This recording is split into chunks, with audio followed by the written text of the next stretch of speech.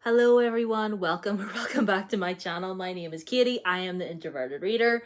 And if my mouth looks weird, it's because I was at the dentist this morning. I got a filling and my mouth is still a little bit numb, but I can speak, so that's fine. But just don't pay attention if my mouth looks wonky. All right? Like, she's still a bit numb, but filling was successful and I'm here to wrap up the month of August, finally. So we read 6 books in the month of August. One was on my Kindle, which is over there. I forgot to bring it over, but we'll talk about that in a wee second. But yeah, it was a pretty good reading month. So first and foremost, I read The Bronze Beasts by Roshani Chokshi. This is the third and final book within the Gilded Wolves trilogy. And yeah, I finally completed this series. I thought this ending was really, really good. I didn't like it as much, maybe as the first one. I think the first one in the series is my favorite, but I did thoroughly enjoy myself. It's set within, I believe, the 1800s, if I remember rightly. 1800s, 1700s. And there's we follow a group of people who basically, they're all from different walks of life, and one of them, the leader who's like in charge, Severin, he was the patriarch of his house, but he got that title wrongfully taken away from him, so he wants to be able to get it back, basically. And it's like, it is similar to Six of Crows in that regard, that there's a whole different characters from all different walks of life, but Six of Crows deals with like heists and gangs and stuff, whereas like there are heists in this, but this is more like fantastical treasure hunts, solving riddles and puzzles, that sort of thing. But I thoroughly enjoyed my time reading this, and I gave it 4 out of 5 stars. The first audiobook that I listened to was Heroes of Olympus, Mark of Athena. This is the third book in the Heroes of Olympus series. This might be my favorite. It might be my favorite in the series thus far, but I am enjoying my reread of this whole series so much. Let me just maybe back a little bit. There we go. But I'm enjoying my reread of the series so much. I'm actually almost done with House of Hades, and wow. Like, if you've read Percy Jackson but you haven't read this series yet, you need to.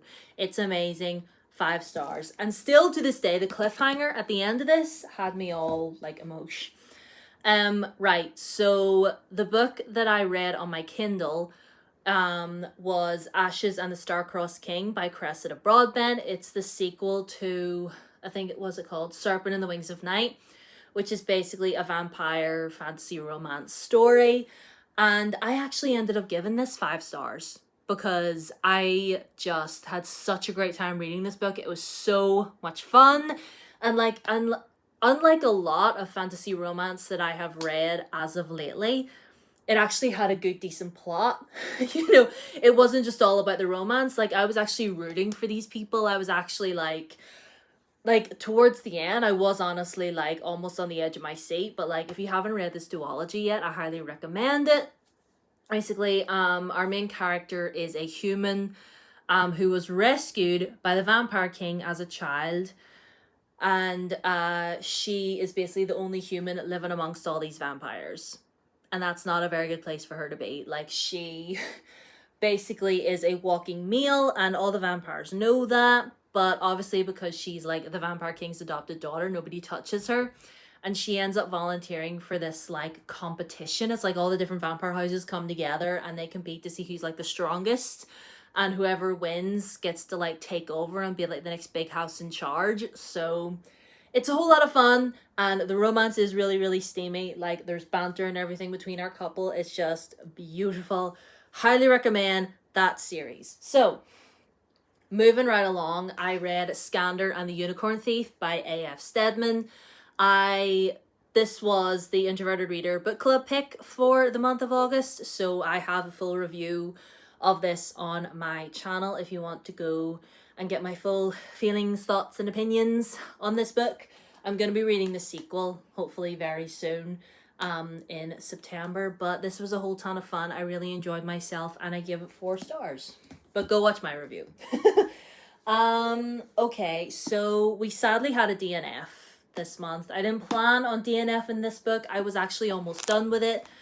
But eventually I was bored, honestly, and that was Raybearer by Jordan Afueco.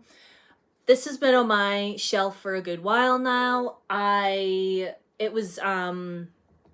It could have been a book club pick for August, but obviously Scander won that round. But this is about our main character, Tarasai.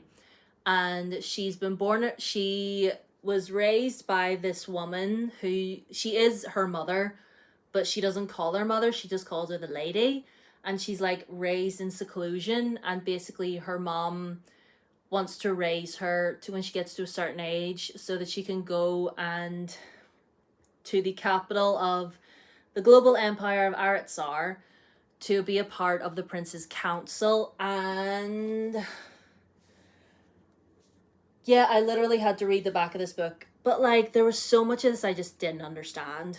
A lot of it was just kind of left up in the air, and I just didn't understand half of what was happening. I wasn't interested in what was happening. And yeah, the main character kind of got on my nerves a little bit. I didn't really like her, and I was bored. And from what I did read, it was, you know, I mean, maybe a 3, maybe even a 2.5. I don't know. I was bored and I couldn't be bothered reading anymore. And I'm in that stage of my life where if a book is boring me, or if I just don't want to read anymore, I'm letting it go, because I used to make myself suffer through it. But not today, not anymore. The next audiobook that I listened to was Juno Dawson's The Shadow Cabinet.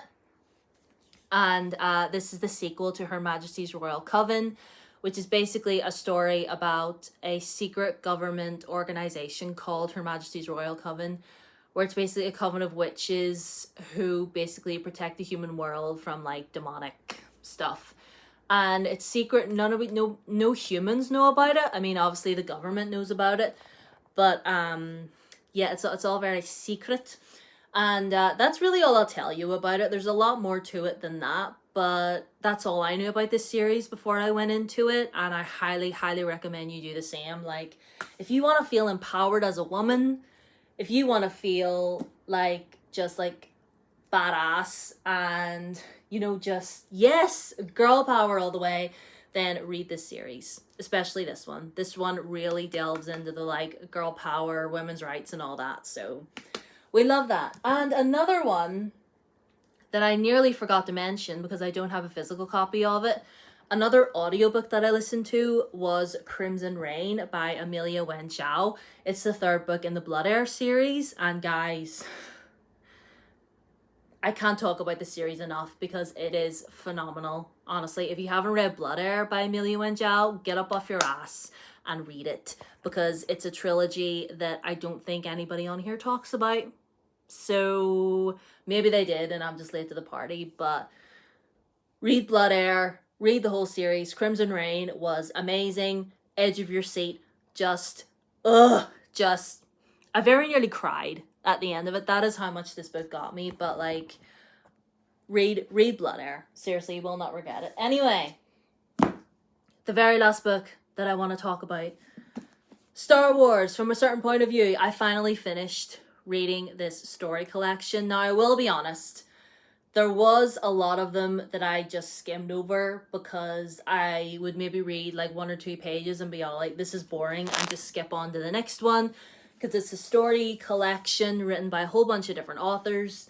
And yes, a lot of them are really, really good. It's like a really interesting concept. It's like, you're not I mean, there is a few stories that are read from like a certain main character's point of view, because we get one from Yoda, we get one from Obi-Wan, we got one from Qui-Gon, no, not Luke.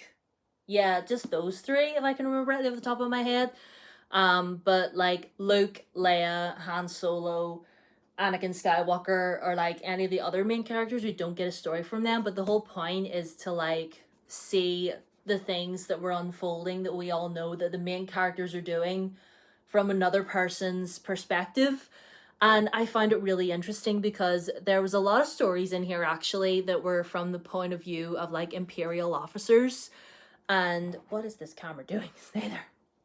Of like Imperial officers and like stormtroopers. And it's that I find that so fascinating because a lot of them were like, especially the stormtroopers, like a lot of the stormtroopers were just like, why are we overdoing this? What is Darth Vader's end goal? And they're basically just people that were like, the stormtroopers especially, like, were just people that were brought in, drafted in when they were kids and told they were fighting for the greater good, but they were all like, what is the greater good? Like, why are we even here? Like, I would rather just go home. And the Imperial officers as well, like, we got one, like, a lot of the Imperial officers really don't like Darth Vader. Like, you get that vibe from every single one. Like, they don't like Darth Vader. Like, they're terrified of him, but they don't like him.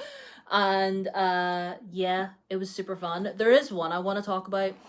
It's towards the end, and it's just titled Palpatine. Hold on, where is it? No. Hold on, contingency. I'm trying to find it because it's just titled Palpatine, and it's basically Palpatine reciting a where is it? Oh my word, I can't find it, but it's basically Palpatine reciting a what sounds like a Shakespearean monologue. And y'all, I thought it was absolutely ridiculous and hilarious. Oh, here we go. Yeah, it's basically titled Palpatine. And it's literally read out as if it's like a script that Shakespeare would have written. Like, it literally says, enter Emperor Palpatine, having received news from Darth Vader of Obi-Wan Kenobi's death. And it's just this big, long Shakespearean like monologue that is like 4 pages. And it made so much sense because I could just picture in my mind him standing there with his arms all up in the air, his overdramatic self reciting this. So overall, it was a fun experience. If you are a Star Wars fan, I guess you could pick it up if you wanted to, but don't feel like you need to, because I feel like a lot of stuff was just repeated. You know, same scenario, but just like a different character saying the same thing. Like, I mean, some of them are really good, but I don't think it's like mandatory reading. So those are all the books that we read in the month of August. So glad that August is over. I'm really excited for my TBR for September. It's going well so far, but I am going away on holiday in like a few weeks, and I've stuff to prepare for that. So whatever reading I get done will be a miracle. But anyway, I hope you're all doing well. I hope you're all hydrated and happy. And all of my socials are down below as always. Twitter, Instagram, TikTok. And subscribe if you haven't already. I am at 280 subscribers. I would love to hit 300. So if you're new here and you think this would be a good place for you to hang out, you are more than welcome. Hit the subscribe button and ring the bell so you know whenever I upload next. And yeah, I'll see you guys in my next video. Bye.